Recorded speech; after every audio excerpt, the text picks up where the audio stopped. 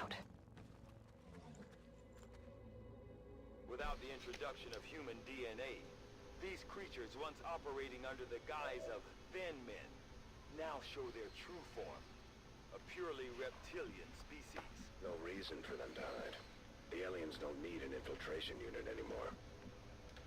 Headed there now. Because of injuries and stuff, I've got 2 specialists, a ranger, and a rookie. A rookie. I've given the mid pack to the rookie. I've got a frost grenade, which is one of the expansion weapons. On the ranger, I've got double access on the ranger. I've got a normal grenade on one of my specialists, and I have the bowcaster, which is one of the expansion weapons, and a flashbang on this specialist here. Moving to Overwatch. So I'm going to move them conservatively to start with. It's a critical supply mission, which means there's no timer on it, which is fantastic. I'm going to make sure that everybody's in hard cover, except for this specialist, because I moved her first, and I'm lazy and don't want to move her again.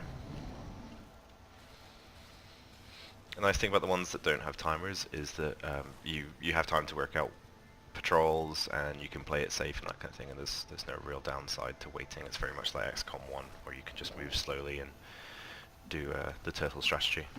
Roger that. So move everybody one leg at a time, Roger that. put them all into hard cover if I can, That's affirmative. and in the general direction that I want to go, just in case somebody like comes out of nowhere and discovers one of them.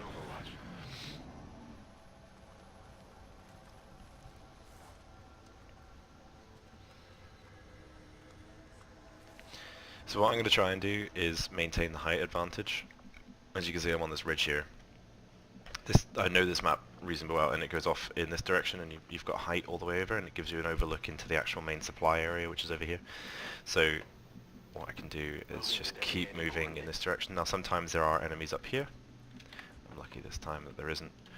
Okay. What I'm going to try and do is keep my units in a good position, just in case somebody comes along and discovers that forerunner guy, which I kind of have sillily put facing that direction. He would have been absolutely fine if I'd popped in here, but I've put him there because I'm an idiot.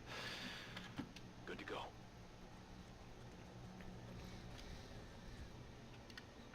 Move him back to there. Now these guys might come back. See, now they've come up here. If I'd left him there and they'd come up a bit closer, they would have discovered him because he would have been flanked, and they would have immediately, or they've got a percentile chance to immediately attack in that situation. So what I'm going to do is identify where I can get hard cover, which for the moment actually might mean pulling back slightly. So I'm going to move Moving on target her location. to there. He's going there. Where can I move you to? Might actually leave the ranger a bit further forward, because if they're in cover they're not going to get seen, and we're going to pull back a little bit here. So if I pop everybody into Overwatch and they stroll in this direction, because everybody's in cover, they're not gonna see us, even if the red vision thing comes over. If I stay in this position, or I don't shoot that turn, they will automatically discover them. If they come in from this direction and see the flanked enemy, it will be an automatic discover. So what that means is even if I put everybody in Overwatch now, they're not going to shoot. It doesn't really matter. And we're not going to get discovered, which gives me another turn to move forward. So I'm going to bring the ranger forward to here. Good copy. Moving Let's on see if target. they've moved. I can't see anybody, so I'm presuming they've dropped back down again. But I'm going to leave them there. That's affirmative. I ideally want a position Orders confirmed. where I can get 3 Overwatch shots off and a guaranteed hit, like in a 90 Scan. level hit with a decent weapon, which is probably going to be the, yeah, they've dropped down again.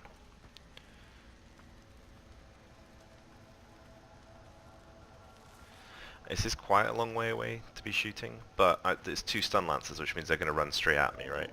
So what I might do is put the boltcaster person here. Confirmed. On the move. I'm going to use her to shoot the Viper, which should be a 100% chance to hit, which is great. And I'm going to put everybody else into Overwatch. Probably put them next to each other there as well. So let's do this. Moving over. Everyone's an Overwatch, and I'm going to shoot the Viper with a 100% chance to hit. Hopefully, we'll clean them up.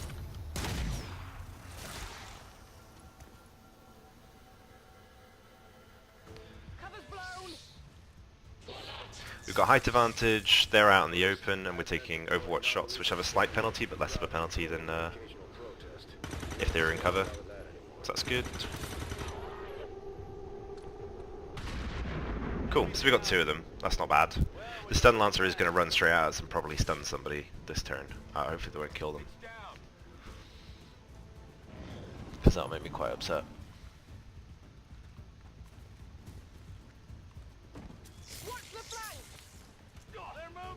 So he's stunned, but he only took 2 damage, so that's not a big deal. And because it's only for 1 turn, he's going to come straight back up again. And he's going to. The enemy is now in a crap position. So I'm just going to take the shotgun guy and finish him off, hopefully.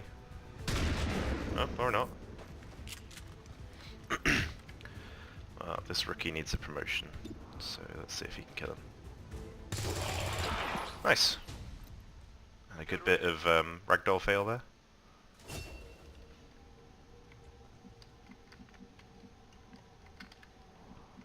That's quite impressive, actually. Anyway. Okay, so he's only taken 2 damage, but that puts him in range of insta-kill, even if somebody rolls low and shoots at him. So what I'm going to do is take Brittany Lawrence. Oh no, he's not the rookie, he's the specialist what I'm talking about. Brittany, you're going to come over here, and you're going to heal him up. Settle down. You're fine. So a low roll on damage is 3 in Legend for these guys, so if obviously not counting the melee attacks by the Stun Lancer, but the ranged hits, so getting him back up to a decent amount of health is important. So I'm going to apply the rule I mentioned earlier, which is kill everything else before killing the Sectoid, because the Sectoid has a chance to basically do nothing 1 turn and try and resurrect one of his friends as a size on me. Negative damage. So I'm going to ignore him and try and get rid of the Stun Lancer primarily, and then the Trooper. I'm ready. So I've got 90% chance to hit him, which is pretty good, and I've got 90% chance on that. That is a guaranteed kill. The minimum damage you can do is 6, so he's going down. I have to do a high roll to get rid of the Stun Lancer. So let's see what else we can do. Don't think I have any safe flanks. I can't really move somebody over here to flank him. And they've got 70 chance to hit, which is not bad. A 67% chance to hit, and a 69. What I can do... So I can throw a grenade to get rid of his cover, which is going to increase the chance to hit, and I think I might actually do that. Because then I could take 2 shots at him and probably put him down, and then take the 90% chance at him and take him down. Unfortunately, I can't get him in the blast radius, and I don't think there's any other cover that I can move this person to, and I do need to move this person into cover, so let's do that.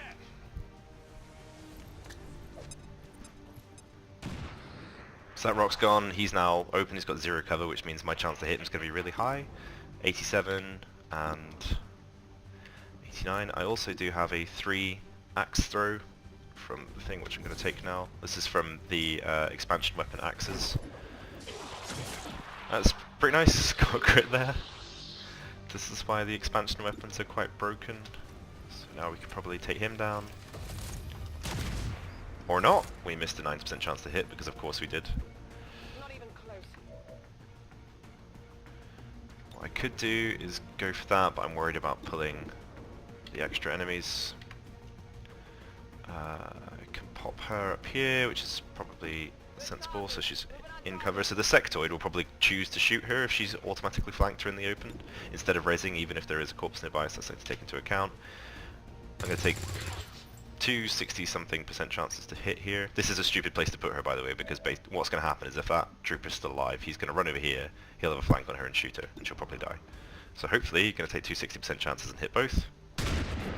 Nope. So I probably have lost a soldier here. I got nothing. Toss me some ammo. So he's going for the mind spin or mind control instead. Anybody else feel that? but that failed, so that's fine. And what that would do is just disorientate or panic him. Oh, got the flank here instead. That's a good job, I healed him. He's panicked, of course he is, because, you know, why not? But he also got a kill, so, you know, swings and roundabouts. I'm not too fussed about the drops, to be honest. At the moment, it's not really the end of the world, and they're going to get one per mission, usually anyway. So Jose is panicked.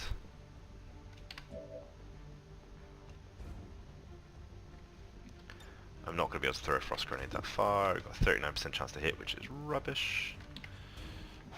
So I can send the combat protocol to guarantee 2 damage. It's worth bearing in mind.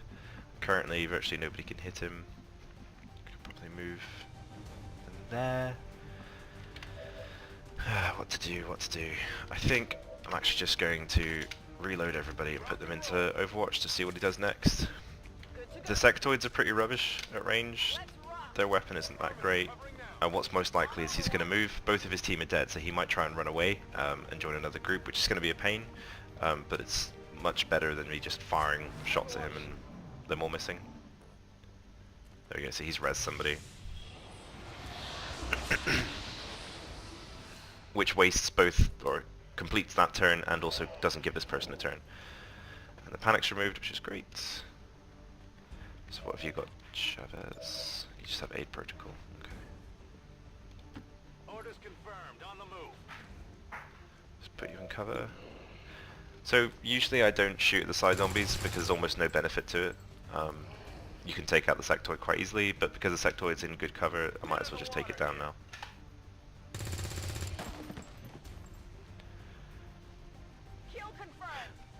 Because they're out in the open, and I think they have an increased chance to hit anyway because, you know, they're zombies or whatever and don't take cover or have no concept of safety for their own lives, they're quite easy to hit. That's almost a guaranteed kill. I'm going to take this shot. 47 is, you know, 1 and 2, basically. I missed. It's not the end of the world. It's putting pressure on it. I don't know if the AI takes into account being shot at. I think it does. Like it assumes that if it's not getting shot at in a specific position that it's safe. So putting fire on it is generally a good idea.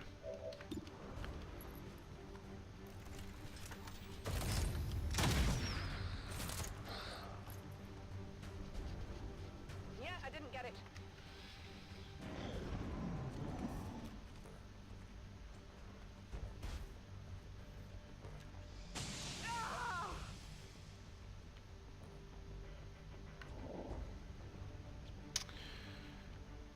The only downside to bulk caster is you have to reload it every turn you fire it, which sucks. Now, again, I could run in here and probably kill it, but I'm worried about pulling another group, and he's going to be very far forward. So what I might do is put him up here and use the frost grenade. I don't even need to, actually. I could probably put some shots at him from here. Let's try that. Right, crit, so he's only got 1 health, and I can now use the combat protocol to finish him off. Great.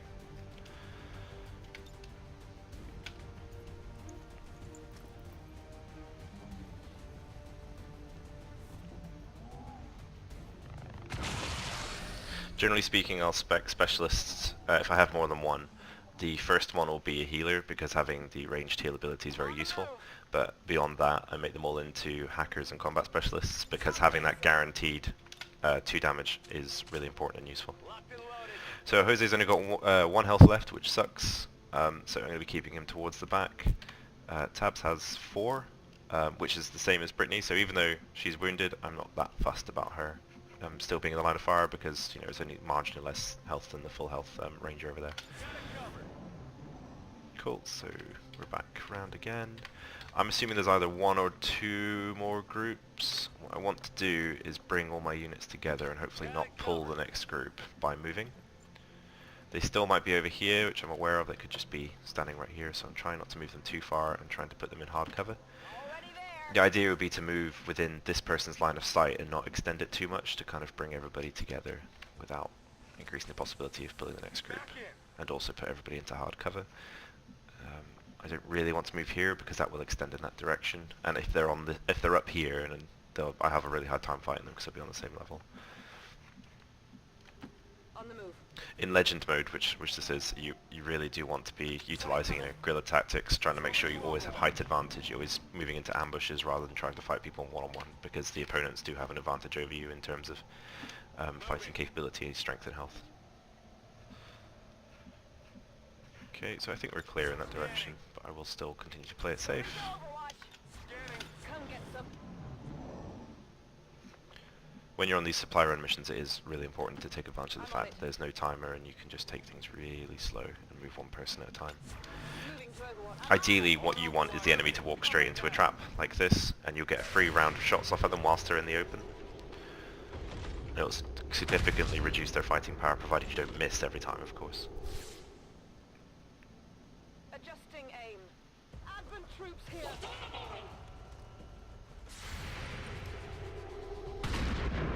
So that's nice. If we can take down the Advent officer, that will be a serious blow to them. That's really good. Hostile neutralized. So what's irritating here is there's a stun lancer hiding behind a crate that I want to collect, and if I damage that or blow it up on these modes, then I'm going to lose the bonus for it. But what I could do is disorientate them, and that will reduce the distance they can run and also make them act a bit strangely sometimes, so I'm going to probably do that. I'm going to see if I can.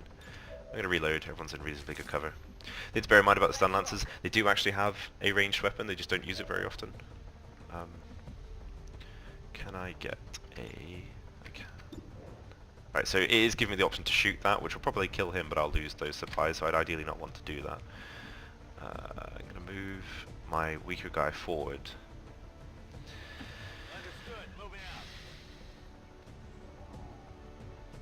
out. Hasn't got... 71% is a pretty good shot there. We could take that. Has anybody else got like a follow-up shot that could go with it?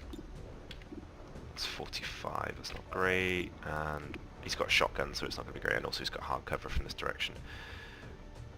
I'm going to disorientate, which I said it was, and try and get both of them, like so. It does no damage, so it shouldn't blow anything up. That's great. And you can see from the little icons there that they're debuffed. Hasn't increased my shot to hit chance, but they should act strangely. I mean, what I could do is just pop him in Overwatch, but I do kind of want to take that 71% chance to hit there and weaken him. So let's do that. Cool, so 5 damage, that's great. What is going to happen is they're both going to run in this direction, so I can just pop them both into Overwatch here. I do want to move them to a better position, but there's not really anywhere better for me to put them for now. I suppose I could move them slightly forward to there. Confirmed. You still can't make that shot.